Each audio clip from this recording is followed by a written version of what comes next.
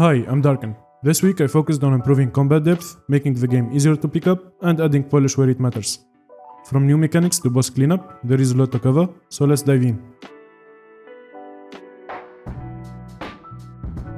I finally added the shield block system, and it's not just a press to win mechanic. It works on a shield count, so you start with 5 shields, and each one lets you block a single attack. But here's the catch, not every attack is fully blocked, so for a direct hit, you take no damage, shield gone, but for an explosion and fire breath, you take half damage, and the shield breaks all the same. So you can't just block everything mindlessly, it forces you to think, is this worth blocking now, or should I save the shield for something worse later? Also, some attacks can't be blocked at all, you will take fall damage no matter what. Right now there is no warning system for those, but I'm considering adding something like Sekiro style queue to help players react properly. Positioning matters too, the shield only works if the attacker is in front of you. If your back is turned, you will take the hit like normal, and the block system is ignored.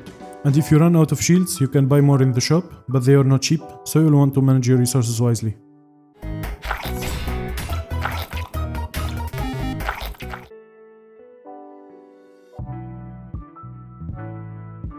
I also went back and cleaned up the boss fight. Sir WobbleHelmet now has a proper death animation, and I fixed some bugs with weird hitbox stuff and logical errors. But more importantly, I made sure the shield system doesn't trivialize the fight. Some of his attacks, like the laser eyes and ground spikes, are unblockable. They cut through the shield completely, so you're forced to jump, dash, and actually use your movements. It adds that little spike of adrenaline. You can't just turtle up, you need to stay alert and decide fast. Is this where I block or where I run?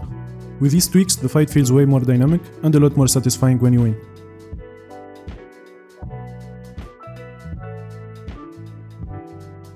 This part came from some family testing the game.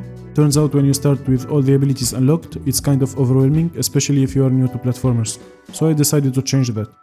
Now, instead of getting everything at once, you will unlock abilities gradually as you progress.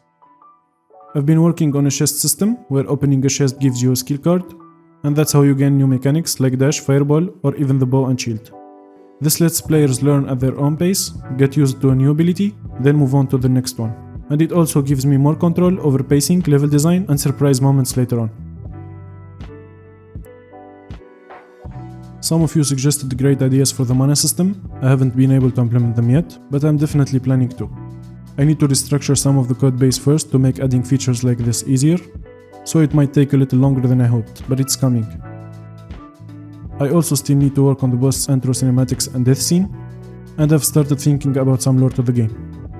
As always, I would love to see more comments and feedback, and if you suggest something cool, I'll do my best to fit it into the game when I can. Thanks for watching.